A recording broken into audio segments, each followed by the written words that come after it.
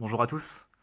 Aujourd'hui, premier épisode d'une nouvelle série où je vais analyser vos solves, donc une AVG5, pour essayer de voir un peu qu'est-ce qui est améliorable et conseils généraux, voire très poussés. Pour ce premier épisode, je vais commenter une AVG5 de notre cher Jonathan, qui a fait 23 secondes de moyenne, si j'ai pas de bêtises. Et même si vous êtes plus rapide que ça, il y aura sûrement 2-3 petits conseils qui peuvent être intéressants à suivre. Donc regardez, peu importe votre niveau. On est parti.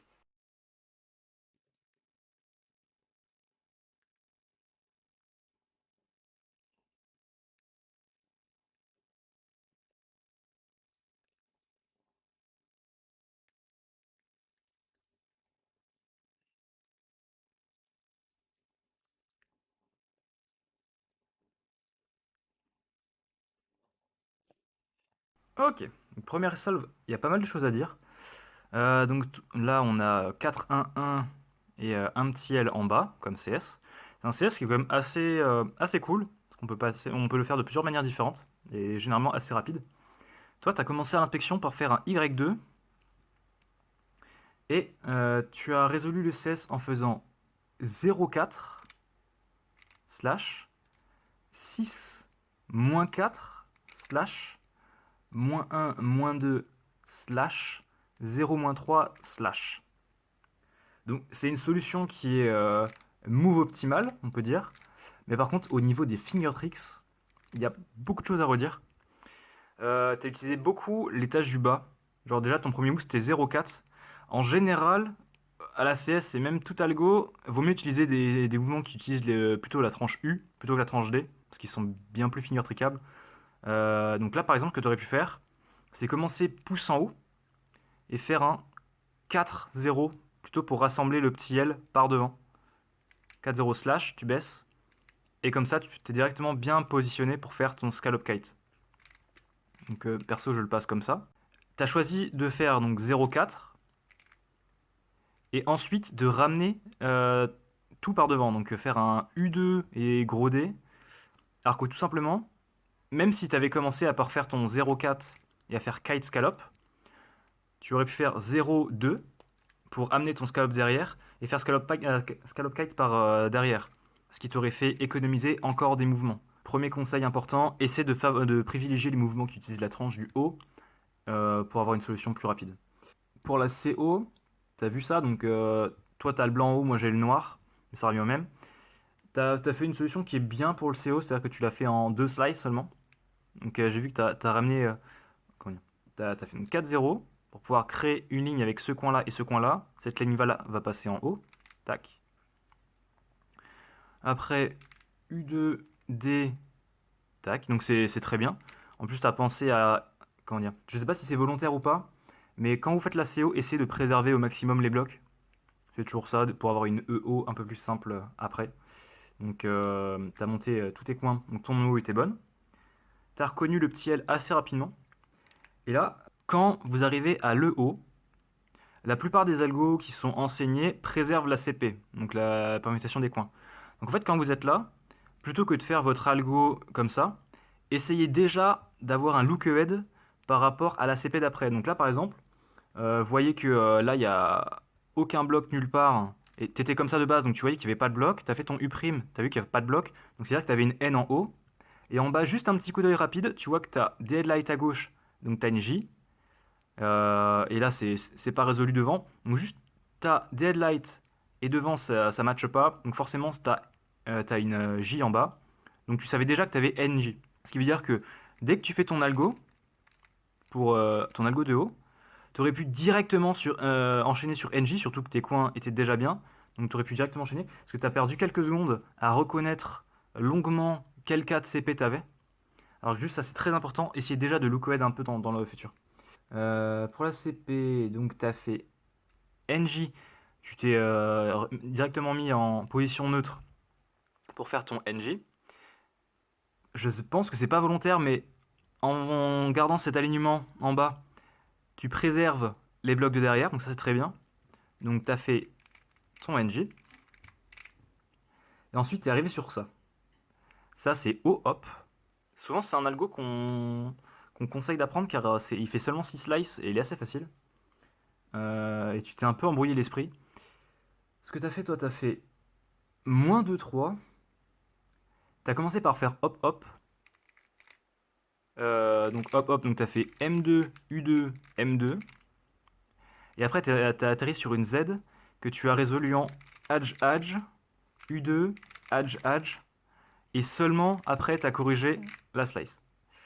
Donc là, il y a beaucoup de choses à faire pour progresser à ce niveau-là. Bah déjà, si tu connais pas O-Hop, c'est le moment de l'apprendre. C'est facile. Quand tu as O-Hop, peu importe le sens, tu mets ton hop comme ça, devant et derrière. Et ça va être que des M2, U ou I', M2, U ou I', M2. Juste, vous regardez l'arête qui est devant, donc c'est bleu, elle doit aller à gauche. Donc quand vous faites votre premier M2, vous amenez son emplacement. Donc là par exemple, il faut amener les headlights bleus devant, donc vous faites un U'. M2, U' encore, M2. Et c'est comme ça qu'on fait. Et du coup, quand ça va dans l'autre côté, par exemple là, le vert il doit aller à droite, donc c'est les headlights qui doivent venir par devant. Donc vous faites M2, vous ramenez les headlights verts devant, donc U, M2, vous ramenez devant, M2. Ça c'est pour hop hop. Donc admettons que tu partais sur M2, U2, M2, donc faire hop hop d'abord. Là tu es tombé sur ZZ, enfin sur Z pur, pardon. Z pur, pareil, c'est un cas qui est assez simple à connaître et qui est très utile. Encore une fois, c'est un mélange de M2, de U et de U'. Vous mettez n'importe comment sur la Z. Et juste, vous regardez les deux edges à échanger. Vous commencez par faire M2. Et vous venez amener la deuxième edge du Z devant. M2. Donc là, par exemple, j'ai commencé par faire M2 U'. M2. Et vous faites dans le sens inverse, donc U. Et là, ça résout. Et donc, si jamais les deux edges étaient sur la droite, comme ça, et ben vous auriez pu faire M2, U, M2, U', M2. Et ça résout. Et enfin, dernier axe d'amélioration, tu as d'abord fait ton Adj Adj U2 et ton deuxième Adj Adj, donc bon, c'est correct, hein, mais. Et là, t'as pas cancel, du coup tu t'es retrouvé avec juste l'équateur à flip à la fin, ce qui te rajoute 3 moves. Quand vous avez un algo comme Adj Adj, en fait, avec l'expérience, vous saurez quels algos flip l'équateur et lesquels n'y touchent pas. Adj Adj, c'est en 4 slices, c'est pair, donc du coup ça va laisser l'équateur dans le même état qu'avant l'algo. Donc ça veut dire que quand vous aurez fait Adj Adj, l'équateur sera flip. Donc dans ces cas-là, pensez lors de votre dernière slice de l'algo, donc par exemple, ça commence donc slash 0,3 slash -1 slash, et au lieu de déterminer le dernier move, vous pouvez cancel directement en faisant un U2. En gros, vous échangez les deux parties noires. Soit vous échangez les deux parties noires, soit vous échangez les deux parties blanches. Vous faites comme vous voulez, mais en général, il vaut mieux échanger les deux parties noires. Slash, ça fait un coup dans le vide. U2, slash. Et là, comme ça, vous avez cancel la slice. Donc, je recommence juste. Donc, vous faites votre algorithme comme d'habitude. Sauf que au lieu de faire un petit dé directement de baisser et de se choper l'équateur, vous faites U2 et vous alignez en bas. Vous échangez noir et noir, U2, et c'est bon.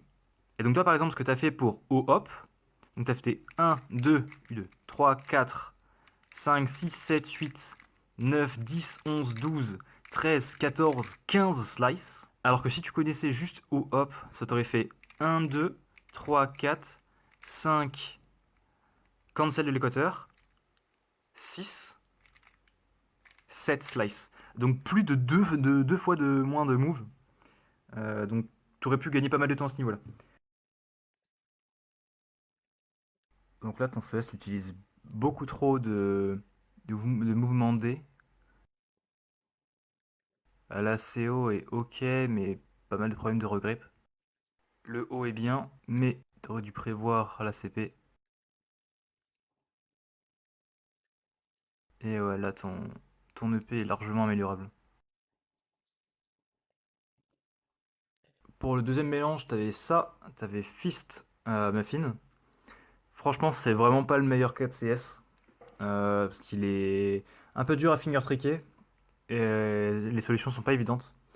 Toi, t'as choisi de faire un Z2 et d'utiliser pas mal de mouvements D encore Donc tu as fait 0,2 avec l'idée de connecter ton groupe de 2 arêtes là avec celle-là, avec un slice vers le bas, regrip. Après tu as fait 0-4, tu es venu coller ces petites L là ici, enfin avec ton bloc, pour pouvoir avoir ton groupe de scalop et un groupe de 2 que tu peux pairer avec, euh, avec la ligne ici. Tu es venu recréer un scallop par devant pour ensuite faire scallop. C'est une solution qui est vraiment pas optimale. Ce que tu aurais pu faire, à la rigueur, c'est tu pouvais, sans trop bouger, D. En vrai, ton 0,2 était ok, mais par exemple, tu aurais pu directement pairer ton groupe de 4 avec le petit L. Comme ça, tu préserves ta paire qui est ici. Donc là, t'amènes ton scallop, tu le perds avec cette paire là. Et comme ça, tu es à un move de scallop kite, tu vois, parce que tu as préservé ta paire et tu t'es setup en montant ton groupe de 4. Tu t'es setup un nouveau scallop avec une free ligne que tu peux venir appairer avec ta paire pour pouvoir faire scallop kite. Ou sinon, deuxième solution pour faire ce CS là, c'est de mettre muffin tout droit. Généralement, je fais cette solution quand j'ai muffin vers le haut, je préfère. Donc muffin vers le haut, et là tu vas prendre ce groupe de coin, edge, edge, coin. Tu vois cette grosse tête de kite là. Tu vas venir monter ça, virer la ligne ici, et faire un -4. Le but, ça va être de faire venir ton gros bloc, -2, enfin -4, 0, slice, dans l'optique de te créer un 3-3. Et comme ça, tu auras juste à faire un petit -1, 0, ou peu importe. Le but après, c'est de faire pow-pow. Donc soit tu fais -1, 0 pour descendre ta paire connectée avec le L par derrière, pour te faire pow-pow. Ou alors tu peux le faire par devant, donc tu amènes le L devant. Et pareil, tu viens connecter avec la paire de derrière là, pour faire pow-pow. L'avantage de ça, c'est que à part le premier move, parce qu'il faut que tu ramènes ton bloc coin, edge, edge, coin. À part ce move là qui est un peu chiant, parce que ça te fait faire un D2. Après, tu utilises quasiment que les tâches du haut. Et ça permet de faire une solution qui utilise beaucoup de mouvements du haut et aucun regrip. Tu commences pouce en bas, slash, -4, 0, slash, -1, 0, slash, 2, 0, slash, 3, -1, slash, -3, 0, slash. Tu vois, dans toute la solution, j'ai juste fait une seule fois le -1 et ça fait une solution qui est beaucoup plus facile à finger tricker et du coup qui passe beaucoup plus vite. Ensuite, tu es arrivé à la CO. Donc, tu as vu la barre, tu l'as mis sur le côté. Et après, ta CO, c'était bien. Donc, tu as amené cette paire en haut. Le but, c'est de créer ta barre par devant. Donc, du coup, tu protèges ta barre du haut à gauche. En bas, tu vas créer ta barre. Du coup, toi, ta barre blanche, moi, la barre noire. En venir préservant le coin là, tu ramènes l'autre, tu rebaisses. Plus qu'à l'insérer. Et après, là, tu as eu 1-1. Et en fait, tu l'as vu vite ton EO. Et une fois que tu as vu ton EO, pareil, il faut que tu t'entraînes, c'est à prévoir directement ta CP. Donc là, pendant que tu fais ton ABF pour amener les pièces à leur emplacement avant de faire ton algo, et bah regarde l'état de tes coins. Donc là, tu dis, ok, là j'ai pas de bloc, pas de bloc, pas de bloc. Tu fais ton U' pour amener ton arrêt à droite. Oh, je vois la paire. Donc je sais que j'ai des headlights devant et rien derrière. Donc c'est-à-dire que j'ai une J en haut. Et en bas, c'est pareil. Donc là, tu vois rien, t'as rien. T'amènes ton edge noir derrière. Et là, oh, je vois des headlights encore. Et là, rien que là, tu sais que quand tu auras fait ton algo, vu que ça préserve les coins, tu auras JJ. Et en plus, tu sais déjà que les headlights vont pas bouger non plus. Donc tu en auras un headlight devant, un headlight derrière. Donc tu sais que directement après ton EO, tu auras juste à faire U2D et tu pourras faire ton algo de JJ. Du coup, c'est ce que tu as fait. Donc là, normalement, tu as vu ça. Donc tu fais 5-3. Et là, petit point où tu aurais pu gagner pas mal de temps, c'est que là, tu as mis tes headlights derrière pour faire ton algo de Gigi. Et ça t'a donné un truc horrible. Enfin, horrible, ça va, mais tu as eu Hatch W. Mais ce W là, tu aurais pu l'éviter complètement. Quand vous faites les algos de CP, dites-vous que vous avez le droit de setup, enfin d'aligner ou de misalign vos étages. Donc par exemple, vous l'algo de base c'est JJ, vous le connaissez comme ça, donc slash moins 3 0 slash 3 3 slash 0 moins 3 slash. Voilà, donc vous voyez, ça perd la forme cubique, etc. Et en fait, vous voyez que là, comment dire, il y a les blocs de la J vont se couper au milieu de la slice. Mais admettons, vous aviez l'autre JJ comme ça, là. Vous voyez bien que si vous faites votre JJ, vous allez casser les blocs. Et vous allez vous retrouver avec 2 U. Donc simplement, ce que vous pouvez faire, quand c'est ces cas-là, vous misalignez les tranches qu'il faut pour pouvoir préserver les blocs. Et vous faites votre algo. Donc slash, moins 3, 0, slash, 3, 3, slash, 0, moins 3, slash. Et idem, vous n'êtes pas obligé de perdre la forme cubique. Par exemple, si le haut est non aligné, mais le bas est aligné, vous avez juste à décaler seulement le haut, vous gardez le bas aligné pour pouvoir préserver le bloc, et vous faites votre algo. Donc slash, moins 3, 0, slash, 3, 3, slash, 0, moins 3, slash. Et vous voyez que du coup ça résout bien et vous n'avez pas 2P en plus. Donc là, ce que tu aurais pu faire, c'est faire un 0 moins 1 d'abord, décaler pour pouvoir préserver ton bloc là et ton bloc là. Et tu vois que si tu avais fait JJ, tu aurais eu Edge Up. C'est un 8 slicer qui est. Enfin, moi je préfère largement ça que Edge O. Et il passe assez bien. Mais du coup, c'est pas grave. Donc, tu as fait ça. Et une fois que tu es arrivé avec ton Edge W, donc W, si vous savez pas, c'est. Il y a un côté, on dirait une PLL-H, et de l'autre côté, on dirait une PLL-O. Toi, tu as fait Edge à ce niveau-là. Et du coup, ça t'a forcé une H. Ce qui est pas vraiment le meilleur cas. Ce que je préférerais faire perso, c'est faire Edge au niveau des deux edges opposés pour forcer une Z en bas. Z qui fait seulement 6 slices. Donc pour rappel, tu fais M2, t'amènes l'edge, la deuxième edge du Z devant, M2, et tu ramènes la première M2. Mais toi, ce que tu as fait, du coup, tu as fait Edge en créant une H, et tu as fait un algo qui est très long parce que tu avais beaucoup de regrip. Tu as fait M2, D', M2, D2, M2, D', M2. Donc ça te fait une solution en 8 slices, avec des mouvements D qui sont vraiment horribles. Donc si jamais tu voulais faire la hache mieux, ce que tu peux faire c'est NN, donc slash 3-3 slash -3 3. Et après de la même manière que tu peux préserver les blocs de la J, tu peux aussi préserver les blocs de la N. Et donc en faisant N sur une hache, ça va faire une autre N. Donc tu le fais une première fois, tu misalign en bas pour pouvoir préserver tes blocs, et tu refais NN, et ça te résout ta hache en seulement 6 slices. Et du coup, tu peux faire ça avec tout, hein, bien sûr. Donc si tu avais une double hache, tu peux faire NN, tu misalign les deux, NN. Donc là, ton CS c'est pas trop mal, mais tes finger tricks sont vraiment à revoir. Normalement, celle-là, tu peux le faire sans regrip. Le haut, pareil. Le haut, les finger tricks sont bien, parce que tu vois que tu arrives à faire ton one-one sans regrip. Et pareil, tu aurais pu déjà commencer à prévoir un peu la CP. JJ, et là, tu as vraiment un cas horrible. Et tu t'en es sorti pas trop mal.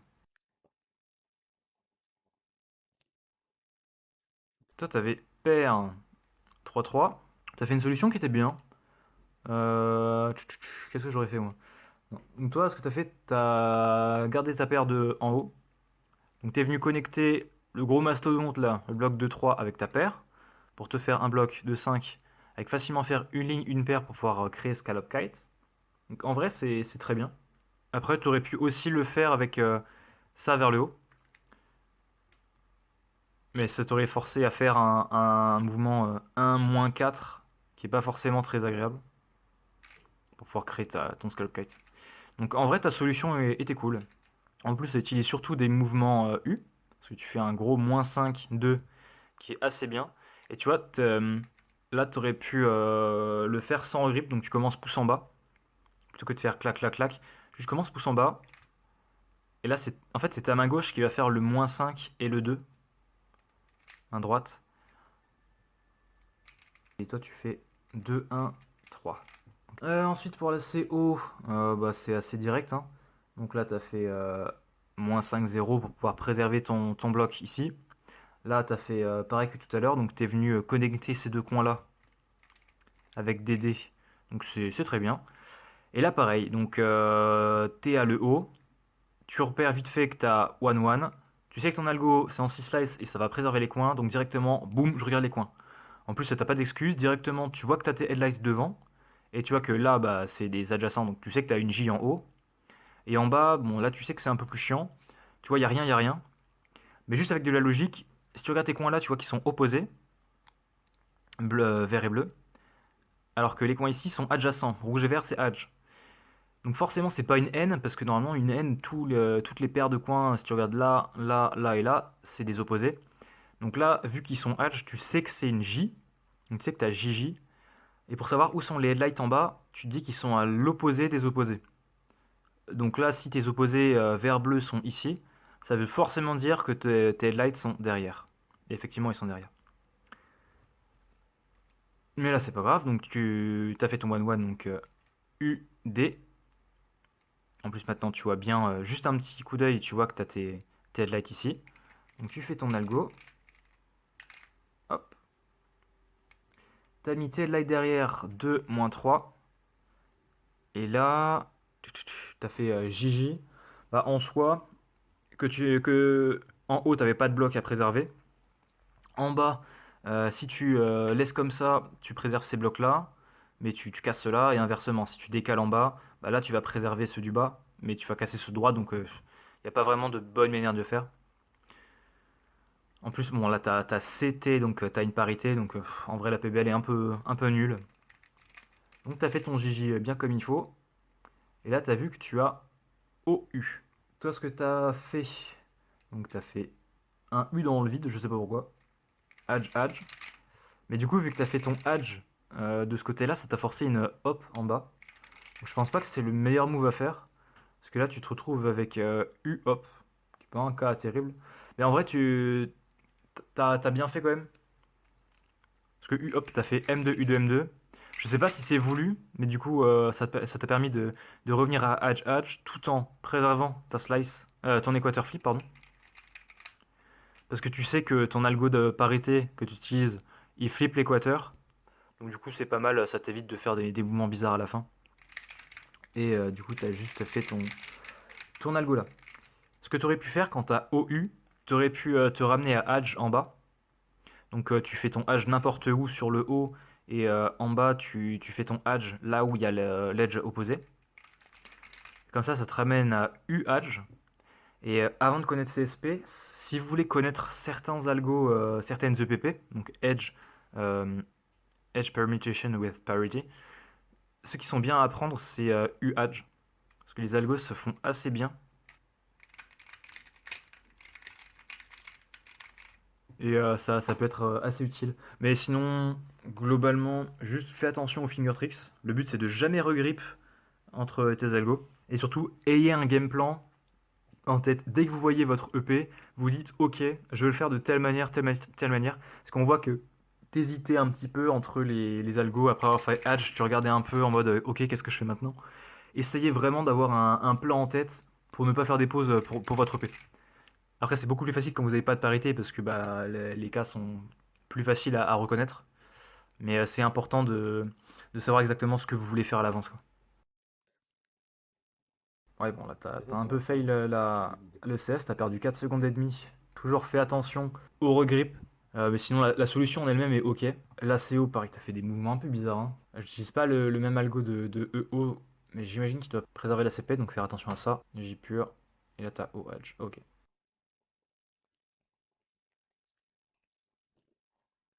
Donc t'es resté dans cette orientation-là, donc tu as scallop et po. Là, t'as commencé à faire un truc. T'as essayé de rassembler. Là, t'as ta paire ici en mode faire un gros bloc. Et tu t'es rendu compte qu'en fait, c'était absolument pas ce que tu voulais faire. Donc, je sais pas trop ce que t'avais en tête. Peut-être que tu pensais que ça t'aurait une ligne en bas et t'aurais pu faire scallop kite, mais non. Et du coup, donc tu avais fait 2 et là tu refais -2 et un 6 affreux en bas. En général, si tu dois faire 6 en bas, c'est que forcément tu avais une meilleure solution, soit en faisant Y2, soit en faisant Z2. Et donc là, ouais, donc là tu t'es rendu compte qu'il valait mieux connecter ce L là pour pouvoir faire ton scallop kite. Et effectivement, c'est ce qu'il fallait faire. Mais du coup, comment rendre cette solution plus agréable? Donc là, tu étais comme ça de base. Et bah tout simplement, tu aurais pu faire un Z2. Et là, tu as deux solutions. Soit tu fais 4-2, tu viens casser ton scallop, monter que 2, et tu vois que tu n'es plus qu'à une slice de scallop kite, comme ceci. Soit tu gardes ton bloc, mais tu viens casser ton pot, et c'est ça qui vient remplacer tout ça. Et là, pareil, tu es à une slice de scallop kite. Toi, tu as choisi de faire de 6 en bas, donc ouais, pas ouf. Donc après 3-2, c'est logique. -4, 3. En vrai, pour Scallop Kite, je préfère, c'est tu fais slash -1, -2, slash -3. En général, c'est plus finger trickable que ton truc. Toi, tu fais ça, 2, 1, 3. En fait, c'est ton U, tu es obligé de faire un drag avec tes doigts, et c'est pas forcément le meilleur finger tricks. Mais après, bon, si ça te correspond, qui suis-je pour juger? Après, là, t'as fait un truc un peu bizarre. Parce que du coup, on rappelle, bah, moi j'ai noir en haut. Et t'es venu connecter ce coin-là avec ce coin-là. Et du coup, ces deux-là sont venus en haut. Donc t'as fait genre un -5, 0. Mais c'était obligé après à faire un U2D. Donc tu vois que ça te fait faire des gros moves. Ce que tu aurais pu faire, par exemple, c'est tu fais U', D' pour juste venir connecter celui-là en haut. Et après D2 U'. Enfin, bon, globalement, c'est pas forcément le meilleur cas de EO. Mais bon, après, tu t'es débrouillé comme tu pouvais. Ok. Là, toujours, le conseil en or, quand vous arrivez à l'EO, commencez déjà à regarder un peu votre CP. Donc là, boum, t'arrives là-dessus, tu vois, t'as 3 en haut, donc forcément t'as 3 en bas aussi. Effectivement, tu l'as. Et après, au niveau de ta CP, tu vois que t'as une J, parce que là, t'as des headlights, là, t'en as pas, donc t'as une J en haut. Et en bas, tu vois ce truc-là. Donc tu te dis, ok, normalement, ça va être un cas pas trop méchant en bas. Donc tu auras juste une J pure en haut. Et toi, ton algo, donc tu as fait -3, -3, et ça fait. Donc en vrai, c'est un algo comme un autre. C'est pas celui que j'utilise, mais ça marche très bien. Et là, grosse erreur. Donc tu as fait ton algo de J pure en haut, tu as mis un peu de temps à reconnaître. Si tu avais suivi tes lights avant de faire le haut, tu aurais su que c'était derrière, donc tu aurais pu directement enchaîner. Et là, au niveau de la PBL, tu as ce qu'on appelle B. Donc B, c'est quand tu as une J avec deux blocs ici, deux blocs sur les côtés, et Hadj en bas. Et ça, de la manière dont tu l'as fait, ça t'a fait faire une EP nulle. Parce que quand t'as fait ton JJ, t'as laissé l'étage du haut aligné. Et du coup, t'as pété tes blocs. Parce que pour rappel, donc tu pars de ta ligne de slash là. Et tu préserves les blocs. Le bloc de edge coin et coin edge ici là. Donc là, tu casses ton bloc là. Et tu casses ton bloc ici. Donc du coup, tu te retrouves avec un haut edge qui est vraiment pas ouf. Alors que si t'avais fait un 1-0 pour préserver tes blocs, tu préserves les deux, et ça t'aurait fait juste Hadj, qui est quand même bien plus rapide. Donc pensez vraiment, quand vous voyez des blocs lors de la CP, préservez-les, parce que 9 fois sur 10, vous aurez des cas de P bien plus simples, bien plus rapides et bien plus courts, parce que vous résolvez plusieurs pièces en même temps. Donc toi, tu t'es retrouvé avec O-Hadj, que tu as résolu en 3 fois Hadj. Ça fait 12 slices, c'est pas terrible. Quand t'as pas des quarter flip, en vrai, ça passe, parce que Hadj, ça passe quand même assez bien. Sinon, petite technique, quand vous avez O Hadj, regardez dans quel sens va la O. Donc là, par exemple, O, il va à gauche. Et si O va à gauche, et ben vous mettez votre paire d'Hadj à gauche. Vous faites Hadj. Et là, ça vous crée une bonne UU. Donc UU qui est en 5 slices. Si jamais vous la connaissez pas, il faut l'apprendre. Je vais mettre dans la description la vidéo de Thibaut qui montre toutes les EP à savoir. Et là, tu aurais pu cancel à la fin la barre d'équateur. Qu'est-ce que ça donne? Tac, into. Toujours là, tu fais vraiment des finger tricks très très bizarres lors de ta CS. En fait, tu utilises beaucoup de mouvements D. Et c'est vraiment de favoriser tes mouvements de l'étage U. Et pareil, essaie de looker ta CP durant le haut. Sinon, globalement, c'est pas mal. Donc, tu avais ça, tu avais pot gauche avec fist droit. Pour reconnaître ce que je fais, je mets pot comme ça avec les edges vers le dessus. Et je m'imagine une flèche qui fait comme ça, donc qui va vers la gauche. Et puis pareil pour fist. Je mets le gros bloc devant et je m'imagine une flèche qui va vers la droite. Donc là, ça va être gauche-droite, c'est pas forcément le meilleur cas. Donc t'es resté comme ça, t'es venu connecter ton groupe de 3 avec la ligne ici, là. C'est pas forcément ce que j'aurais recommandé. Est-ce que tu vois, ça te fait des mouvements -2, -3 un peu bizarres pour connecter ton L à ton gros de 4 pour te ramener à 1K de Scalp Kite. Tu vois, ça te fait faire un U2 avec des primes. -3, -4, et tu l'as résolu. -1, -2, slash des primes. Ok, ouais, donc il y avait clairement moyen de faire un meilleur truc. Donc par exemple, quand vous avez ça, tu peux faire un Y2 pour avoir des meilleurs mouvements. Et là, ton groupe de 2, tu peux venir le connecter à la raid qui est toute seule pour faire un groupe 3-3. Et comme ça, quand tu as 3-3 petits L, c'est un peu comme le deuxième mélange. Tu vas faire venir créer Popo en collant ta paire à ton petit L. Donc pour ça, tu viens te mettre au-dessus des trois coins pour protéger ta paire. Donc tu viens protéger ta paire, tu ramènes ton petit L, tu baisses. Et là, tu as Popo qui se fait en 3 slices. Donc Popo, si jamais vous le connaissez pas, ça fait comme ça.